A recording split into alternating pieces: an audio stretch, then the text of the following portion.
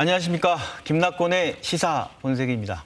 오늘도 한 주간 쏟아진 수많은 뉴스들 속에서 우리 삶과 직결된 뉴스, 시사의 본질, 본색을 찾아보도록 하겠습니다.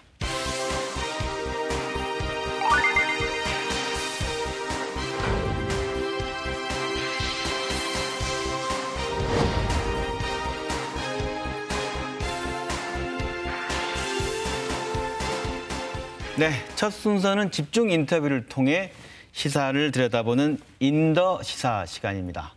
오늘은 남도학숙의 서재경 원장과 함께 올해로 25년째를 맞는 남도학숙과 지역 인재 양성에 대해서 이야기 나눠보도록 하겠습니다. 함께해 주실 서재경 원장 소개합니다. 안녕하십니까? 네, 안녕하십니까?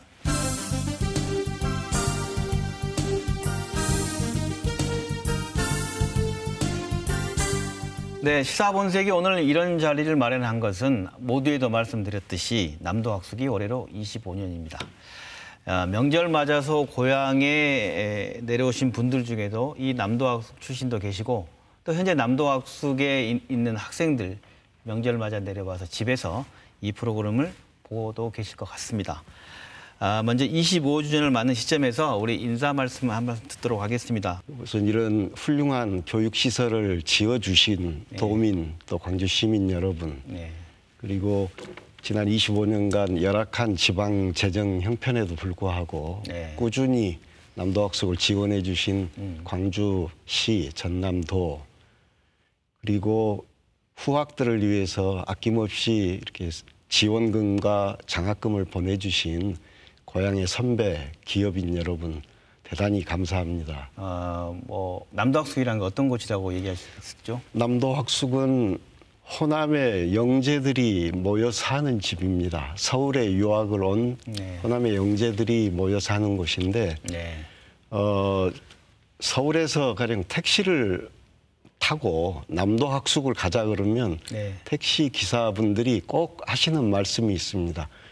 거기는 전라도에서 공부 잘하는 학생들이 와서 사는 집이라고 하대요. 이렇게 얘기를 하시거든요. 그게 아주 그분들이 아주 핵심을 꿰뚫어 보고 계십니다. 이미 남도학숙에 대한 이미지를 그렇게 서울에서는 아주 공부 잘하는 학생들이 사는 집이라는 그 평판을 얻고 있습니다. 우리 지역에 이제 광주시와 전라남도가 25년 전에 이걸 한번 만들어보자 해서 했던 게 남도학숙이라는 말씀이신데 그럼 남도학숙만 있는 건 아니죠, 서울에? 서울에 7개 그런 학사가 있습니다. 가령 강원도, 경기도, 전라북도, 충청북도, 경상남도, 제주도, 우리 이렇게 해서 7개의 지방 학사가 있습니다. 대구도 지금 요즘 준비를 하고 있습니다. 대구는 그동안 없었습니다.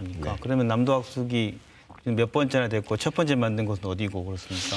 아마 우리가 거의 첫 번째 거의 비슷한 시기에들 했습니다. 문을 연 거는 저희는 1994년 2월 28일에 개관을 했으니까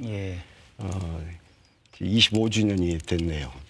지난해에는 은평구에도 2호관, 작년에 제2학숙이라고 저희가 부르는데 학숙, 2학숙. 제2학숙 은평관을 작년 2월에 오픈을 했습니다.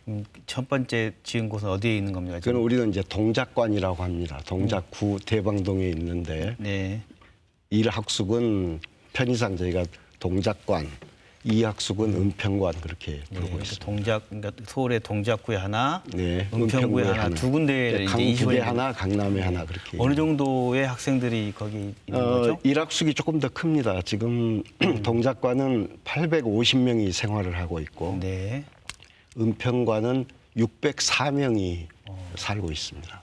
그렇군요. 그러면 1,500여 명 정도. 1,456명 이렇게 됩니다. 그럼 25년이 됐다면 4반세기인데 그동안 거쳐간 학생들 숫자가 어느 정도 됩니까? 지금까지 통계로 보면 13,000명 정도가 여기를 다녀갔습니다. 적지 않습니다. 아주 큰 인력입니다. 이런 그 남도학숙만의 자랑이랄까요? 이것만큼 우리가 뛰어나다 좀 자랑하신다면 어떤 게 있습니까? 아까 말씀드린 대로 7개 학사가 있는데 남도학숙이 규모에서도 제일 클 뿐만 아니라 우리 직원 수도 그래서 제일 많습니다. 처음부터 남도학숙은 꿈을 아주 크게 잡았어요. 꿈을요? 예. 그 처음에 이걸 만드신 우리 선배들이 아주 큰 꿈을 여기다 담아서 이 집을 지었습니다. 한국이 동북아시아의 주도권을 잡는 때가 곧 올 것이다. 우리 우수한 젊은 인재들이 서울까지 유학을 와서 공부를 하고 있으니 네. 이 사람들을 데려다가 여기서 잘 키워서 그런 인재로 만들어 보자. 지덕체를 포함한 전인 교육을 시키겠다는 꿈을 담았어요. 그건 뭐냐, 리더들을 키우겠다는 뜻이 거기 담겨 있던 겁니다. 그때 전라남도 인구가 400만이라고 통칭할 때입니다. 400만이면 지금은 300만도 안 되는데. 지금은 줄었죠. 네. 그런데 그때는 25년 전에는 통칭 400만 도민 이렇게 할 때인데 네네. 그때 도민들이 상공인들, 소상공인들까지 성금을 다 내셨어요. 그래서 이거는 그냥 행정기관만 돈 낸 게 그냥 아니었네요. 보통 지은 집이 아니고 네. 대단한 꿈과 그 열정을 가지고 도민들이 다 힘을 보태서 지은 집이기 때문에 저는 이거 굉장히 엄숙한 곳이라고 생각을 합니다. 그때 400만이면 지금보다 인구가 더 많은 때인데 지금 한 290만 정도 될 것 같은데요. 그것도 안 되나? 근데 그런 당시에 그 염원은 무엇이었을까요? 호남에서 그렇게 만든. 그러니까 이미 그 선배들이, 지혜로운 선배들이 보면 우리 인구가 점점 감소하고 네. 축소돼가는 호남의 모습을 보면서 네. 굉장히 가슴 아파하지 않았을까. 자, 그러면 이렇게 인구가 주는데 우리가 할 수 있는 대책은 무엇일까? 아마 답은 인재를 키우는 것이 가장 좋은 답이다. 이렇게 사람을 키우는 것이다. 예, 사람 키워야 우리가 산다. 이런 생각을 절박하게 하셨을 거로 저는 해석을 합니다. 네, 그런 뜻이 담겼군요. 네. 우리가 남도 학수가면 학숙이 뭐 이렇게 숙식 자고 이런 생각이어서 방금 말씀하신 개념을 생각하기보다 학생들 보내서 그냥 기숙하는 이런 거 생각했는데 좀 예, 출발점 꿈이 그렇지 않았네요. 그랬기 때문에 아까 말씀드린 대로 7개 학사 중에 저희는 생활교육이라는 걸 시켰어요. 처음부터. 다른 학사에 없는 다른 학사에 없는 커리큘럼입니까? 다른 학사는 네. 하숙집 비슷했어요. 처음부터. 네, 근데요.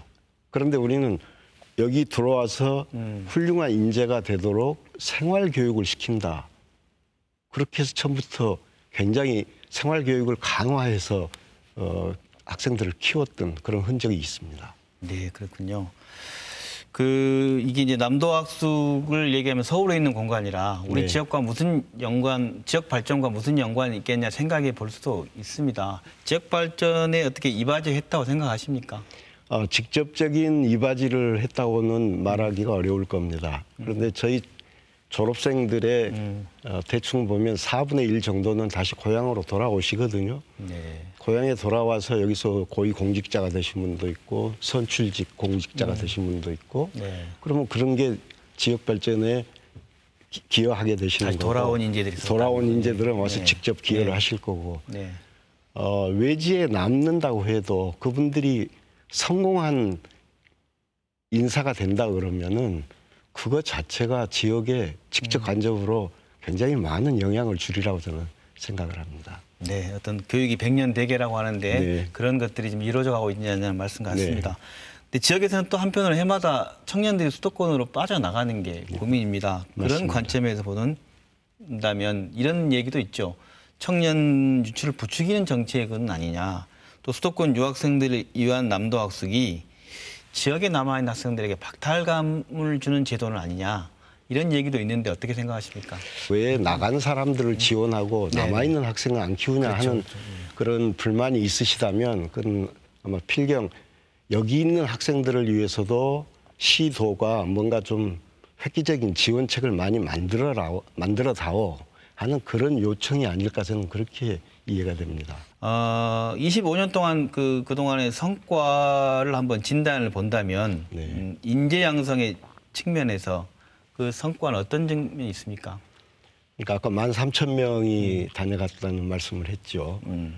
사실 그 하나하나를 떼놓고 보면 굉장한 인재들입니다.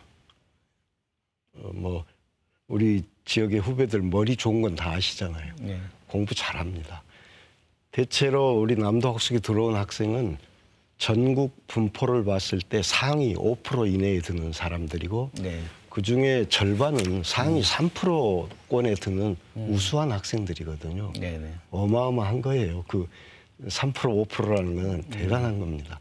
그러니까 그런 사람들이 잘 자라서 사회로 나갔다 그러면 우리 사회에 굉장한 도움이 되는 역할이 아닐까 네네. 그런 생각을 하고, 또 하나는 우리가 나무를 심으면 10년은 돼야 그게 제목이 되듯이 사람은 키울 때 한 세대는 키워야 된다고 그러거든요. 그래서 지금 25년이 됐으면 이제 남도학숙이 제대로 뭔가 역할을 할 때가 되지 않았을까, 저는 그렇게 기대를 합니다. 이 역할을 되길 바라는 측면에서 봤을 때 현재 그 남도학숙 원장으로 취임하신 게 2016년 8월에 네. 10대 원장으로 취임하셨어요. 네. 그동안 학생들과 생활해 오면서 이제 이런 현실적인 면에서 앞으로 그 과거의 우리 이상과 비추어서 우려되는 점이라든가 앞으로 개선했으면 하는 점이 있다면 어떤 예, 저도 나이 들어가니까 이제 우려가 자꾸 커져요. 이게 아마 나이 든 증세일 수 있는데, 네. 그 우선 크게 봐서 한국 청년들 전체, 남도학숙이 아니라 한국 청년을 전체를 놓고 보면 네. 어떤 점이 우려스러우냐. 네. 재능이 있고 역량이 아주 뛰어난 젊은이가 그 재능을 제대로 살리지 않고 그냥 소소하고 작은 행복에 만족해서 살겠다 그러면 그럼 우리 사회는 어떻게 되고 우리 나라는 어떻게 될 것이냐. 네네네. 이런 점에서 저는 한국의 청년 전체에 대해서 그 소위 소확행 무드를 좀 염려하는 편이고요. 우리 남도학숙 청년들 놓고 얘기를 하면은 하숙집처럼만 생각하면 지금 사회성 인성이 길러질 수가 없어요.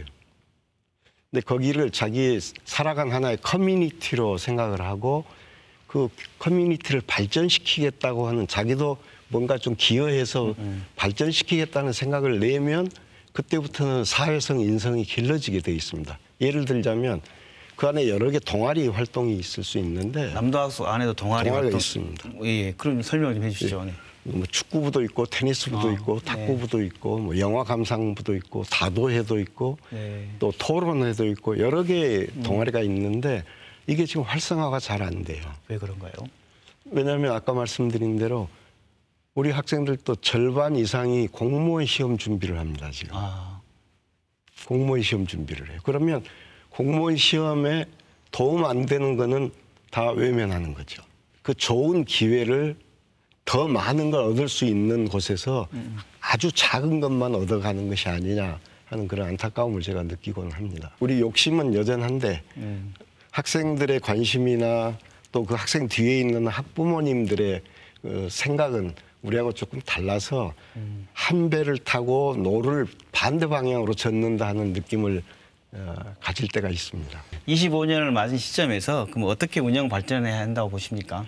남도학숙도 지금 25년이 됐기 때문에 세월이 꽤 흘렀지 않습니까? 그러면 처음에 했던 초심이 지금 많이 와서 많이 이완되게 돼 있습니다. 그리고 세월이 가면 뭐 먼지도 끼고 거미줄도 치고 그러지 않습니까? 그리고 다 털어내가지고 옛날 어른들 표현대로 해연 경장, 검은고 줄이 늘어지면 그 줄을 다시 팽팽하게 매야 재음가가 나오듯이 해연 경장을 해야 될 필요가 있다고 생각하고요. 네. 그 첫 번은 남도학숙의 지금 그 운영 구조를 지금 같은 관청이 주도하는 체제가 아니라 소위 거버넌스 개념을 도입해가지고 협치를 하도록 바꾸는 것이 첫 번이라고 저는 생각을 합니다. 여기서 시청자가 이제 궁금해할 수 있는데 그 시도가 운영하는 관치라는 개념을 정확히 이해하지 못할 텐데 네. 광주시,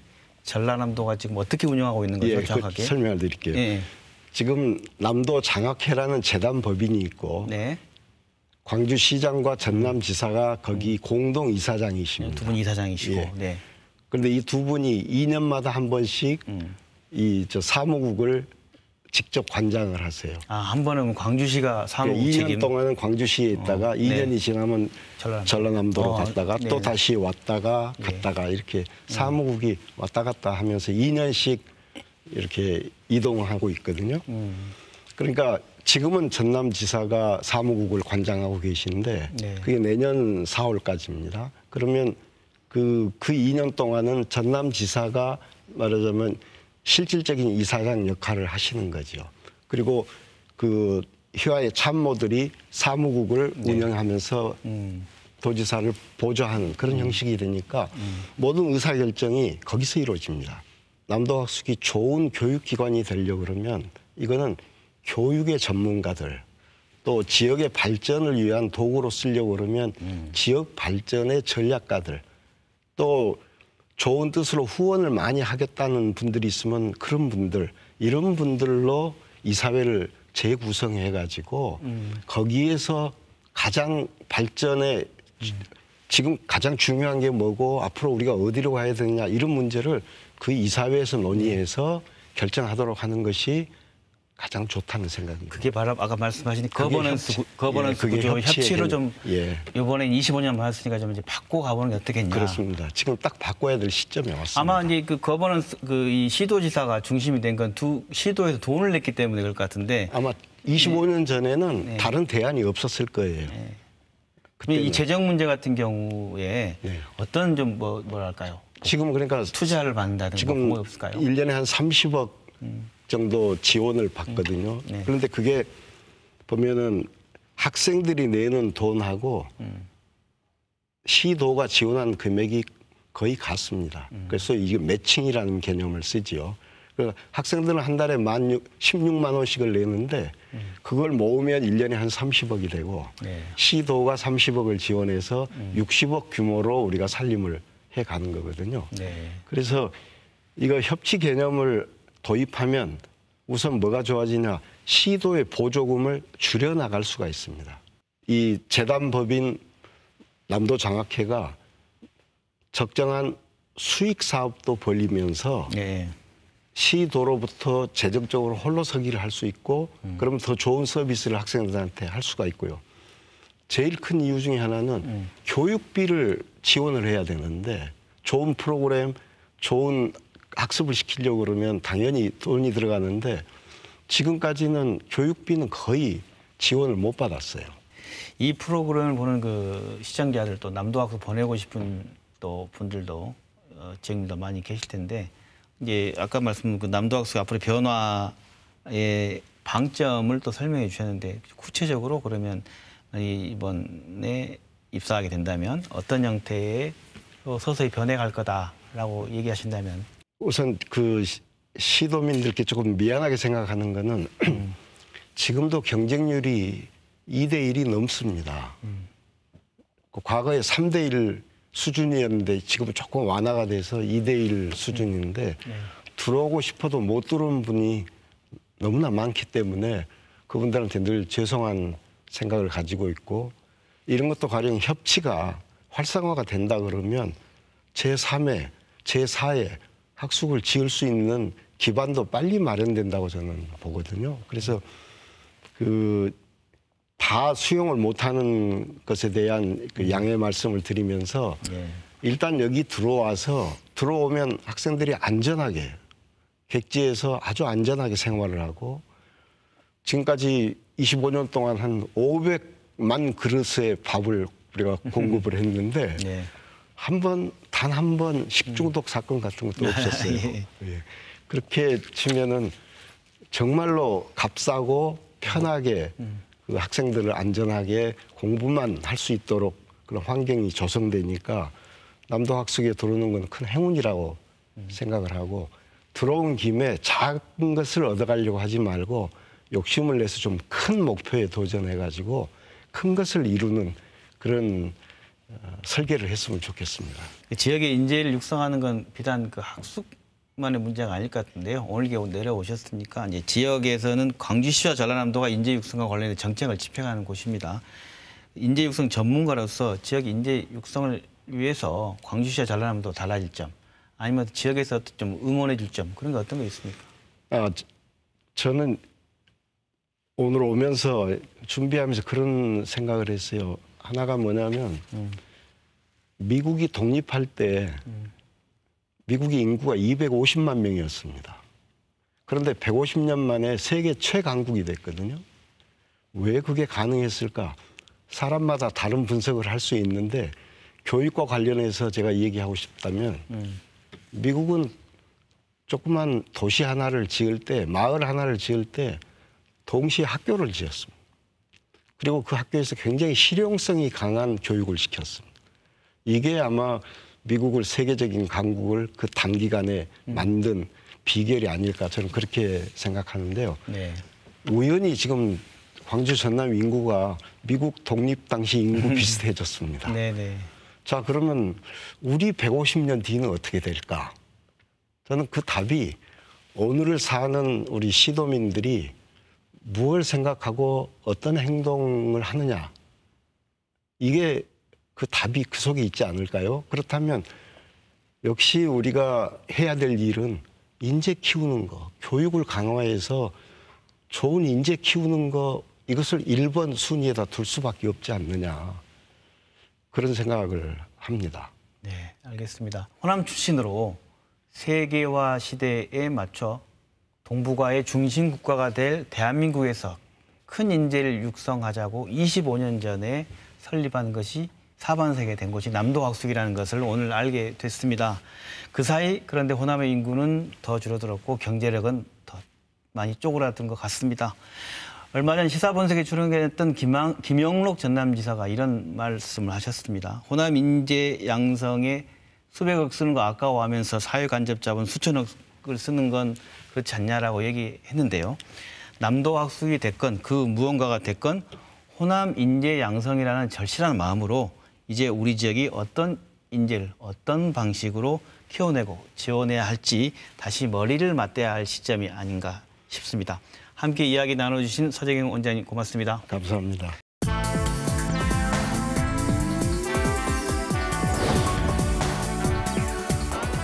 이번 순서는 한 줄 가장 뜨겁게 달궜던 이슈를 찾아 그 속의 내용을 날카롭고 명쾌하게 풀어보는 이슈 저격 시간입니다.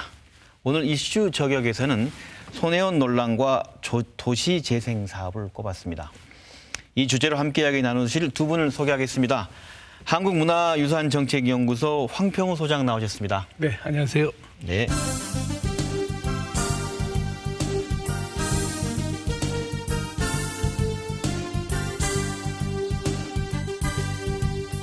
목포대학교 최성환 교수님 나오셨습니다. 네, 안녕하세요.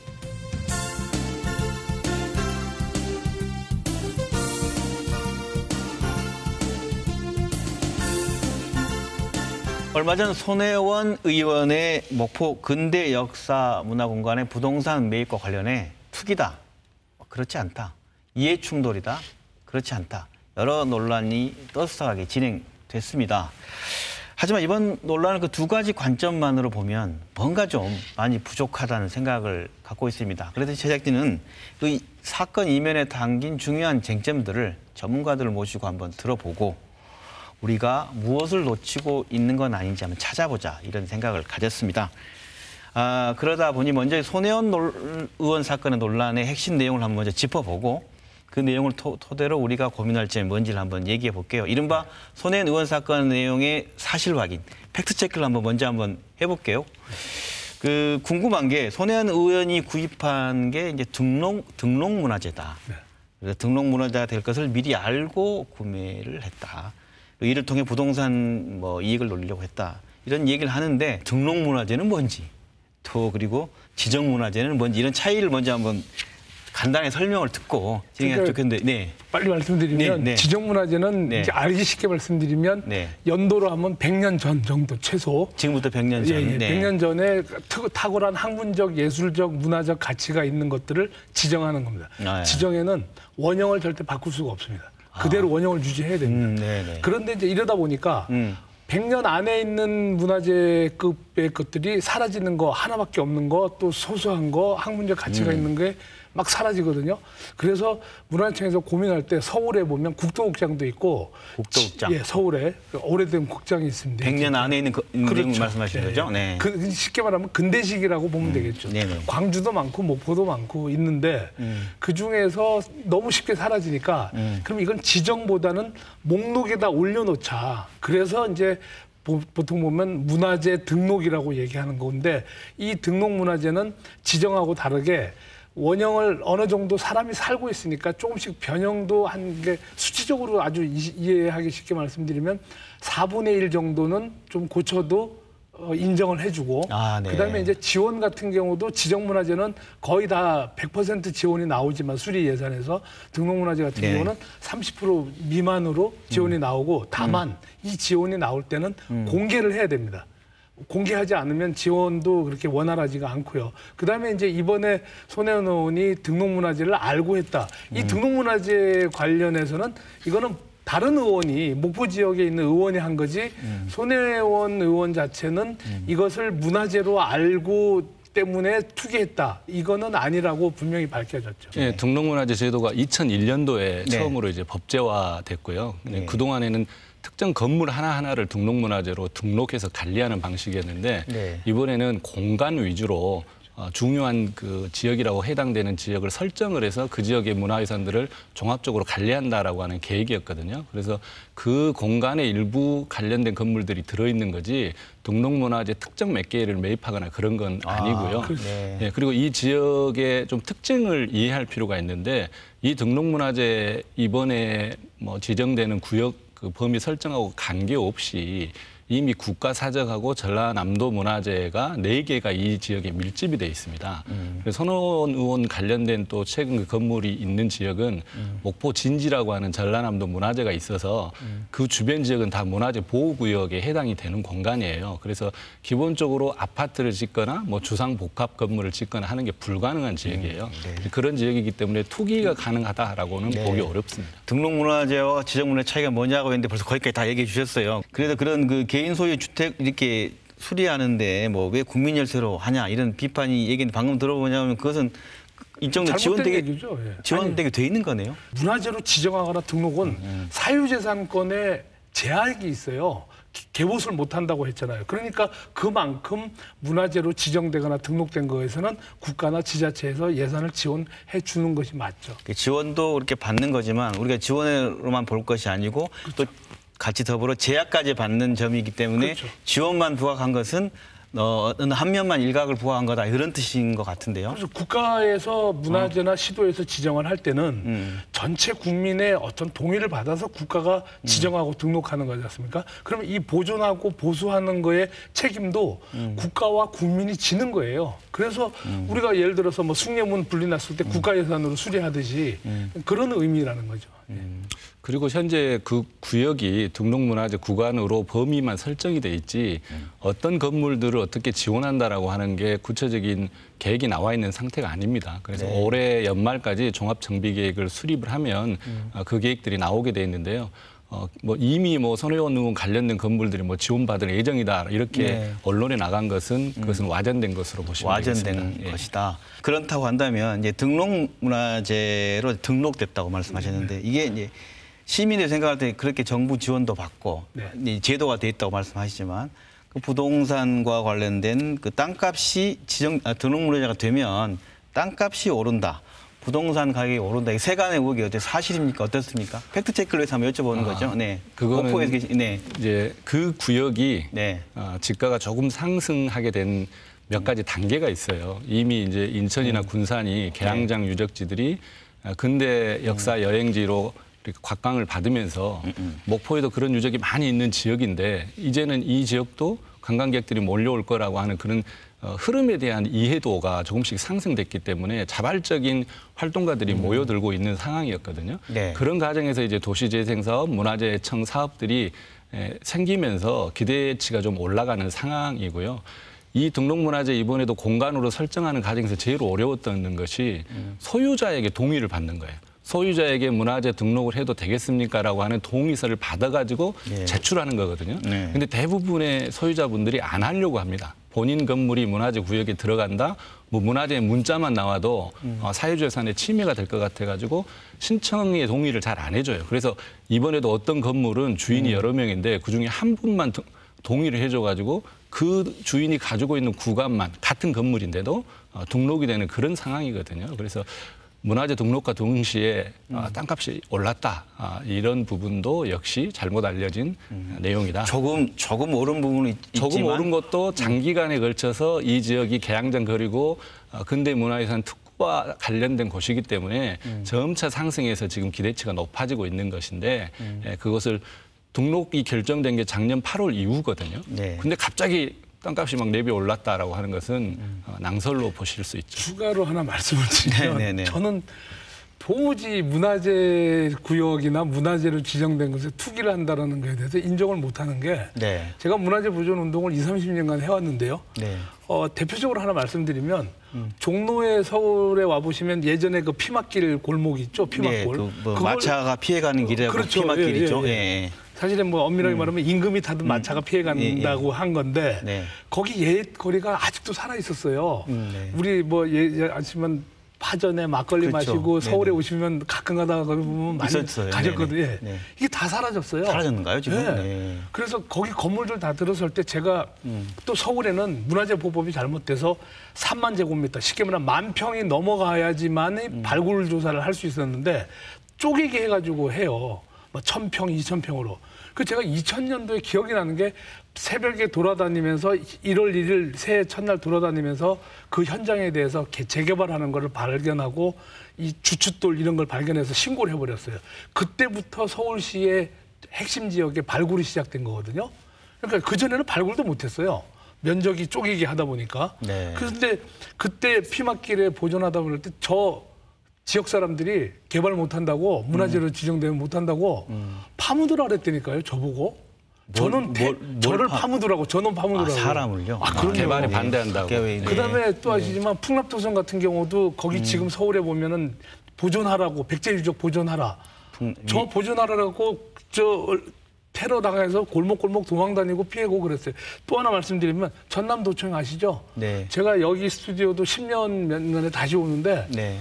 전남도청 원래 일제 때 본관 말고 우리가 바라보기에 오른쪽에 있는 그 70년대 건물 있죠. 사실 우리 광주 민주화 그 투쟁할 때 그때 가장 많은 시민군이 학살당했던 곳 아닙니까? 전 이게 더 중요하다 지키자라고 할 때 전라남도 광주에서 몇몇 인사들 저거 철거해야 된다 그랬잖아요. 끝까지 막아놔서 그나마 3분의 2가 지켜지고 있는 거고 지금 보존하자고 하는 거죠. 저 얼마나 욕 많이 먹은 줄 아세요? 일본한테.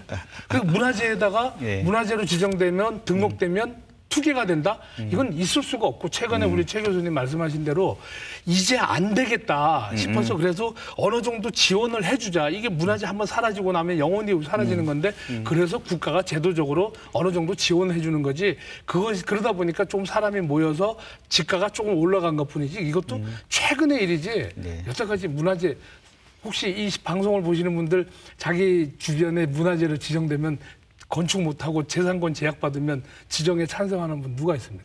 다 반대하죠. 네, 그렇죠. 말씀 들어보니까 뭐 나오면 신고하지 않게 되는 경우도 개발이 그렇죠. 어려워지니까 많았던 것 같네요. 네. 그렇게 말씀 들어보면 결국 이게 문화재로 지정돼도 뭐 큰 혜택이 없고 정부 지원이라는 것도 일정 정도 보수할 수 있는 비용인 거고 두 번째는 부동산 땅값 상승도 기대할 만한 것도 아닌데 그렇죠. 손혜원 의원은 무슨 이익이 있어서 여기 있다 했는가? 뭐 손혜원은 자기 개인적인 얘기를 굉장히 많이 했어요. 두 분이 보실 때 그 내용들을 갖다가 좀 분석해 주신다면 왜 그랬을까요? 그러면 이제 목포에 와서 목포의 근대 문화유산 건물들이 쭉 즐비하게 있는 모습을 보고 그 매력에 빠지신 것이 시작인데 그만큼 이제 목포 원도심의 상황이 굉장히 심각하다라고 하는 걸 느꼈고요. 지금 현재도 문화재청에서 하는 이 등록문화재 구역이 설정이 되고 또 뉴딜 도시재생 사업 구간으로 설정이 돼 있는 지금 현재도 제가 어제 갔을 때도 한편에서는 포크레인이 와가지고 일부 건물들을 헐고 있는 장면을 제가 보고 왔거든요. 그런 현상들이 있기 때문에 손혜원 의원 같은 경우에는 이 지역을 빨리 뭔가 긴급 수혈을 할 필요가 있다라고 하는 판단을 한 것 같고요. 항상 그것을 자주 이야기하신 내용 중에 하나가 이 거리에 예술인 10명만 빨리 정착을 해가지고 문화예술 활동을 하면 전체 분위기가 바뀔 거다.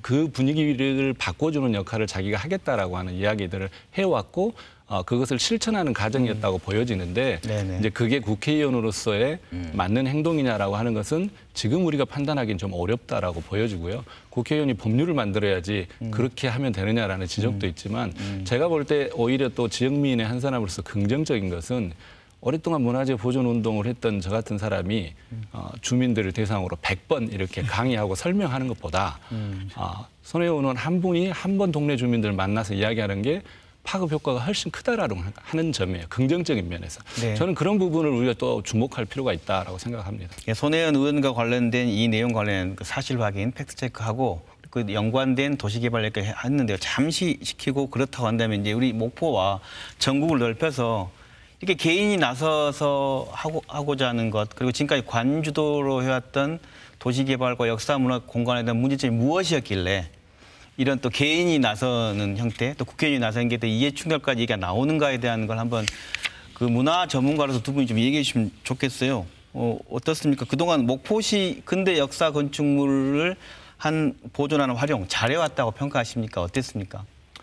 목포 시민들의 인식과 뭐 활동은 그래도 좀 앞서갔어요. 예를 들면 1999년도에 일제 수탈의 상징인 동양척식 회사 건물이 철거될 위기에 있을 때 네. 시민들 그리고 학자들이 연대해서 그것을 지켜내고 문화재로 만들고 그런 것들은 목포가 앞서갔는데 좀 아쉬운 거는 정책적으로 네. 이 지역을 뭔가 종합적인 계획을 가지고 역사, 문화, 관광지로 개발을 한다든가 발전시켜 나가는 그런 흐름들이 행정적인 면에서는 좀 뒤처졌습니다. 그래서 오히려 이제 부산, 군산, 인천 이런 지역이 개항장 유적지로 국민들의 사랑을 받을 때 목포가 좀 뒤처져 있어서 그런 것들에 대한 아쉬움이 많았거든요.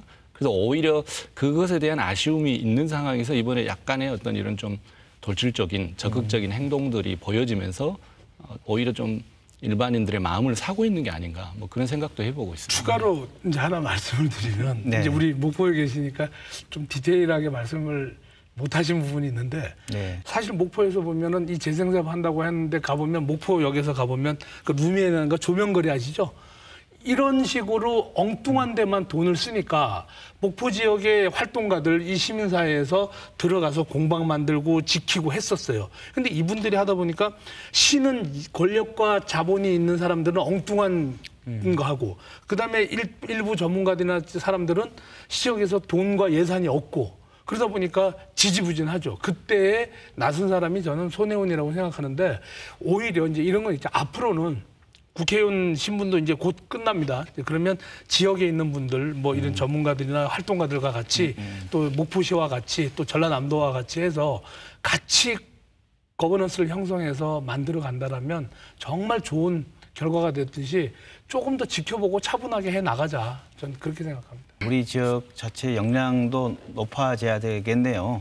그렇다고 한다면 그 손혜원 의원처럼 이렇게 개인이 하는 경우에 대한 걸 그럼 개인이 다 앞으로 그러면 이게 개인이 할 수밖에 없는 여건이고 또 그런 의지 갖고 있는 사람들이 하는 것이 또 의미가 있더라라고 말씀하신다면 다 그렇게 개인의 어떤 그 부동산을 아니면 문화재를 사거나 이런 걸 다 맡겨만 두고 그냥 보면 되는 거냐라는 또 반론이 있을 수 있잖아요. 관의 역할이 굉장히 중요합니다. 관의 역할. 예, 왜 그러냐면 민간 협력 체제를 해야 되고 활동가들도 뭐 행정이나 정치인만 바라봐서는 안 되는데 관이 왜 역할이 중요하냐면 예를 들면 이번에 등록문화재를 공간으로 설정을 했다고 하더라도 거기에 소유자들이 그 건물들을 헐거나 매매하거나 했을 때 규제할 수 있는 방법은 없거든요. 그러면 어떻게 해야 되냐면 그 경관을 유지할 수 있는 조례를 만들어야 돼요. 법적인 그 제어 장치를 만들어내야 되는데 네. 그것은 민간에서는 할 수 없는 일들이기 때문에 간에서 주도적으로 나서서 뭐 눈치 보지 말고 적극적으로 그 문화적 가치에 대한 보존 의식을 널리 알려가지고 주민들을 참여를 끌어내야 되는 부분이거든요. 그래서 그런 부분에서는 간의 역할이 굉장히 중요하다라고 생각합니다. 네. 이 목포에서 일어난 논란이지만 전국적인 다 고민인 거고 저희가 오늘 모신 스튜디오에 또 광주 아까 네. 말씀하신 것처럼 광주도 역사 문화 공간이 꽤 많습니다. 네, 네. 이거 어떻게 우리 양림동 일대가 또 있습니다. 이거 어떻게 평가하고 우리는 어떻게 나가야 되는지 좀 조언을 해주신다면 어떻습니까? 양림동은 제가 처가가 백운동이어가지고 네. 올 때마다 양림동을 자주 가서 이렇게 모니터를 하고 있어요. 그리고 목포의 양동하고 비슷한 성격을 가지고 있어서 선교사들이 들어와서 정착하고 또 근대 한옥도 많이 있는 지역인데 저는 주제는 굉장히 잘 선정했다고 봅니다. 목포에 들어왔던 선교사들이 거점을 이제 1904년 기준으로 양림동으로 옮겼거든요. 근데 목포에는 유적이 교회하고 학교 선교사 사택 하나만 남아 있는데 양림동에는 비교적 많은 유적들이 다양하게 보존이 돼 있고 빠른 시기에 근대 역사 마을이라는 이름을 사용하기 시작했어요. 물론 그것도 예술인들에 의해서 시작된 것으로 알고 있는데 그래서 가능성은 충분히 가지고 있는 지역인데 조금 더 보완을 해야 되는 부분들은 건물들을 지금 보고 그냥 눈으로 이렇게 감상하는 수준에 머물러 있거든요. 그래서 건물들을 좀 활용하는 그런 용도로 적극적으로 좀 써야 되고 주로 지금 포인트가 외국인 선교사들의 어떤 역사에 초점이 좀 맞춰져 있는데 이 선교 역사에서 실제 한국인들의 역할이 굉장히 중요합니다. 봉사하면서 헌신적으로 살아갔던 분들에 대한 그 스토리텔링 작업들이 좀 필요하고요. 그리고 연계 부분도 중요합니다. 목포의 양동과 순천에는 또 똑같은 지역이 매곡동이라는 데가 있어요. 거기는 기독교 선교 역사 박물관을 지어가지고 선교 여행의 순례 코스를 지금 삼기 위해서 노력을 하고 있는데 양림동하고 좋은 경쟁 상대가 지금 등장을 한 거거든요. 그래서 그 지역의 변화상도 잘 보시면서 순천, 목포, 강주, 양림동을 연계하는 코스 그리고 공동의 홍보 작업 이런 것들을 한다면 더 많은 분들이 찾아오는 그런 공간이 될 것 같습니다. 광주에 오면 제일 슬픈 게 전남도청이거든요. 예. 그래서 다시 뭐 복원을 하자라고 얘기가 나오고 있다라고 하는데 네. 그 사람들한테 제일 중요한 거 역사에서는 전 기억이라고 생각해요. 메모리얼. 이런 기억들을 우리가 좀 남겨두고 활용하고 하는 것들을 한다면 광주에 지금 가장 아쉬운 게 이제 양림동 지역이나 더 아쉬운 거는 사실 5.18 유적지의 이 기념관 뭐 아파트 다 들어섰잖아요. 상무대에서 저도 교육을 받았거든요. 그러면 그 지역이 전부 아파트로 변해서 실제로 여기에 5.18에 대해서 기억할 수 있는 게 그냥 옮겨놓고 있고 그다음에 이 광주 금남로나 이쪽 지역에 보존해야 될 기억들 정말 이건 정말 중요한 지역이거든요. 더 아쉬운 거는 전남도청 그리고 그 뒤에 양림동 이런 것들을 저는 근대 기억의 거리로 해서 군산, 목포, 광주로 본다면 이렇게 또 선으로 연결할 수도 있잖아요. 그래서 이 지역이 광주가 뭐 예전에 어떤 문화예술의 고향, 그다음에 근대 기억의 거리, 그다음에 현대에서 정말 이 아시아 전 세계에서 나설 수 없는 민주화의 상징 이런 것들을 좀 이렇게 연결하는 이런 것들이 있다라면 훨씬 더 광주가 더 빛나고 이름처럼 빛나는 광주가 아닐까 전 그렇게 생각하는데 이런 것들을 할 때는 지역에 있는 문화예술인들 또 지역에 살고 있는 사람들 또 그다음에 관 이런 것들이 개발 주도가 아니라 보존해 나가면서 활용해 나가는 이런 좀 이게 마인드가 충분히 있어야 될 것 같습니다. 더불어 뭐 이렇게 도청 얘기하셨지만 또 이쪽 지역에는 뭐 일제 관련 일신방적 같은 그런 곳이 있다라든가 또 5.18 때는 또 뭐 시민군 윤상원의 그 들불약을 했던 곳이 또 시민 아파트가 아주 오래되고 남아 있는 곳도 있어서 고민이 되는 지점이 그러면 원형대로 그대로 두는 게 답인가? 아니면 어떻게 해야 되는가? 지금 고민이 있거든요. 어떻게 생각하십니까? 예를 들어서 저는 이렇게 생각합니다. 그 원형대로 둬야 되고 하는 문제는 이게 정말 역사적 가치와 상징성이 있는 부분은 저는 원형대로 놔두고 그 다음에 이제 논의가 된다면 외부나 이런 것들은 좀 남겨놓고 내부에서 했던 활동들이 중요하다면 전 내부도 보존해야 된다고 보지만 만약에 이 건물을 보존하고 앞으로 이것도 좀 효과적으로 활용하기 위해서 젊은 세대들이나 여러 사람들이 와서 다양한 계층들이 여기서 활동을 해야 된다면 조금의 편의시설은 바꿔줘야 되겠죠. 다만 여기서 기준을 정하는 부분에서 얼마만큼 다 변형을 할 거냐. 이 부분은 저는 뭐 제가 일방적으로 어디까지라고 보다는 사용하는 광주 시민과 그다음에 전문가들이 합의를 통해서 이런 과정들이 중요한 거예요. 저는 왜냐하면 관에서 야 40%만 놔두고 나머지는 고쳐 이거보다는 시민과 전문가와 이런 분들이 합의해 나가는 이 과정이 정말 민주교육이라는 거죠. 또 문화교육이고 이런 것들을 통해서 합의하고 난 다음에 어디까지는 고치고 어디까지는 보존하자. 이것들을 결정되고 나면 관에다가 주는 거죠. 관에서는 이 원칙을 지키는 거죠. 제가 말씀 하나 못 드린 게 하나가 있는데 사실 지정문화재는 국가도 할 수 있고 시도에서 할 수 있었어요. 할 수 있습니다, 지금. 근데 등록문화재 제도는 문화재청 중앙정부만 했습니다. 그런데 6월 1일부터 지방자치단체에서도 할 수가 있어요. 법이 개정됐습니다. 12월에. 작년 12월에 개정돼서 6개월 동안 유예기간이 있으니까 이제 6월부터는 지방자치단체에서도 등록문화재를 문화재로 등록할 수가 있어요. 그리고 이것에 대해서 활성화되는 훨씬 더 중앙 통제가 느슨해지거든요. 강압적이지 않으니까 이제는 지역에서 광주, 뭐 목포 이런 지역에서 얼마든지 근대문화유산을 활용하고 등록하고 할 수 있어요. 그러니까 이런 것들을 좀 유념해서 목포, 군산, 광주도 좀 이렇게 관련 전문가들 더 양성하고 활동가들 또 더 많이 오게끔 하고 또 외부에서 또 이게 전문가들을 결합을 해서 좀 더 시너지 효과가 있는 정말 도시 재생이 잘 되는 그런 사업으로 발전했으면 좋겠습니다. 방금 이제 말씀하실 때 보존과 개발에 고민되는 부분이 있다라고 말씀하셨는데 이제 과거에는 문화재 보존과 개발이 대립되는 개념이었어요. 그런데 지금은 그걸 병행할 수 있다라고 하는 측면에서 인식의 전환이 필요한 거고요. 그게 이제 요즘 유행하는 도시재생이라는 이름으로 논의가 이루어지고 있는 거거든요. 과거의 문화재를 보존하자라고 하면 보존해서 뭘 하겠다라고 하는 목적이 별로 없는 상태에서 오래됐으니까 가치 있으니까 남겨놔야 된다는 생각만 했는데 이제 앞으로는 문화재를 보존하고 복원을 한다고 하면 사용 목적을 먼저 생각을 해서 활용을 하는 방향에 대해서 명확하게 만든 다음에 그것을 병행시켜 나가는 과정을 밟는다면 이게 지역 경제 활성화에도 도움이 된다라고 하는 그런 인식이 가야 되고요. 지난해 아마 제가 알기로 그 조흥은행 건물이 강주에서 지금 철거가 돼서 많은 분들이 아쉽게 생각하는데 목포에도 조흥은행 건물이 남아 있습니다. 그 등록문화재가 돼 있는데 단순히 보존을 하는 게 아니라 목포문화원이 그 건물을 사용을 하면서 시민들이 함께 사용하고 있는 문화센터 역할을 하고 있거든요. 근데 그런 사용 목적이 명확하게 나오면 그 고민이 이루어지는 시점에서 주민들의 공감대를 끌어내기가 훨씬 편하다라고 하는 점을 말씀드리고 싶습니다. 그러네요. 일단 다시 목포 얘기로 가서 오늘 얘기를 서서히 좀 마무리했으면 좋겠는데요.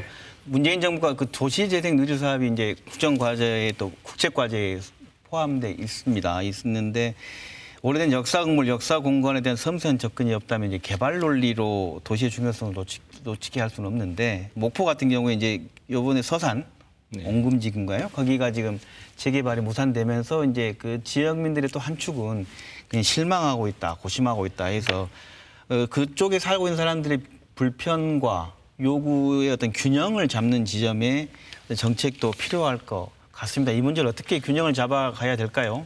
오랫동안 논의되었던 상황이거든요. 보존을 하고 그 마을을 전통 경관을 유지하면서 지역민들이 함께 잘 사는 공간으로 만들어 나가자.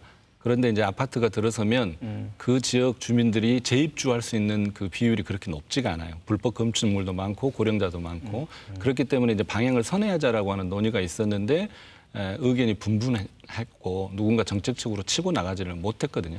근데 이번에 그 시공사가 포기 선언을 하면서 목포시에서도 3월 달까지 그 지금 허탈해 있는 지역민들의 마음을 어떻게 달래줄 것인가에 대한 대책을 강구해서 발표를 하겠다고 했거든요. 그런데 많은 문화재 전문가들이 거기 조선내와 공장 부지에 있는 근대 산업 문화유산을 활용을 하면 그 지역이 갖고 있는 가치가 올라갈 것이라고 하는 것을 다 공감하고 있습니다. 그런 부분들을 주민들에게 좀 더 적극적으로 소통을 해야 되고요.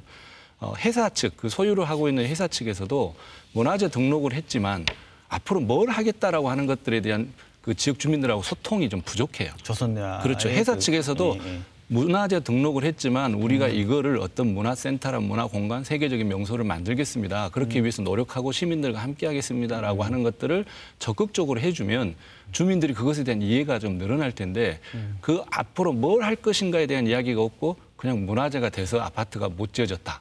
여기서 끝나버리면 계속해서 갈등이 반복되는 거거든요. 그래서 좀 더 적극적인 소통이 필요하다라고 할 수 있습니다. 추가로 하나 말씀을 드리면요. 조선내와 그 공장이 굉장히 특색 있는 건축이거든요. 그러면 저는 거기에 쉽게 말하면 문화예술인들의 젊은이들의 레지던스 프로그램 와서 창작하고 열심히 할 수 있게끔 만들어주고 쉽게 말하면 거기서 에코뮤지엄처럼 지역에 있는 분들이 여러 가지 문화예술 활동하고 뭐 예를 들어서 벽돌 만드는 그런 형태들을 재현하면서 문화예술거리 북경에 가면은요 789 거리인가 그 798인가요? 예전에 그 중국 군수품 만드는 공장이 어마어마하게 큰 데가 있어요. 여기에 근데 거기도 이제 요즘 보니까 뭐 젠트리피케이션 때문에 난리인데 그 문화예술인들이 오면서 그 있는 공장을 가지고 창작 공간을 쓰고 또 식당도 있고 그게 또 지역민들은 거기서 취업을 하고 그래서 오히려 그렇게 된다면 쉽게 말하면 용인 민속촌 같은 경우는 인위적으로 만든 거지만 여기 같은 공간은 있는 그대로의 근대 생활 공간으로서 창작과 역사와 문화의 거리가 되면서 지역 주민들이 같이 취업을 해서 경제 생활을 해 나가니까 오히려 많은 사람들이 유입이 되고 지역에 계신 분들도 어떤 경제적인 효과도 있으니까 아파트보다는 더 낫지 않냐. 네, 알겠습니다. 이제 마무리 발언으로 역사적인 공간을 살리면서 도시를 활성화시키는 데 있어서 이제 결국 오늘 얘기를 들어보니까 각 주체들이 있네요. 정부, 지자체, 시민사회, 지역 주민 역할은 무엇이라고 보는지. 시대가 좀 많이 변했다는 것을 느끼고요. 처음에는 언론이나 지역에서 손해원 사태 이렇게 했다가 지금은 손해원 현상으로 이렇게 이야기를 하고 있거든요. 우리 사회가 한번 조금 더 인식의 변화가 오고 있는 그런 시점이고 그 문화재와 도시재생이 병행될 수 있다라고 하는 인식을 가지고 가장 중요한 게 참여고요. 지자체에서는 거점 공간을 어떻게 확보하고 그것을 문화예술인들하고 어떻게 접목시킬 것인가, 지역 주민들하고 상생을 어떻게 할 것인가에 대한 실현 전략을 잘 세우는 것이 중요하고 시간을 갖고 함께하는 그런 마음이 필요하다라고 하겠습니다. 네, 소장님께서는. 네. 저는 항상 얘기 드리지만 그 기억, 최근에는 기억학도 있는데 기억에 대해서 소중한 이런 의식들이 이번 목포에서 충분히 전국적으로 이슈로 활성화됐다는 거, 그리고 최 교수님도 말씀드렸지만 이번에 이 현상이 목포에서 문화재와 보존 또 이런 부분들이 서로 논의하고 이제는 개인이 하느냐 아니면 주민들이 하느냐 전문가가 하느냐 관이 하느냐 이런 문제점들이 다 노출이 됐거든요.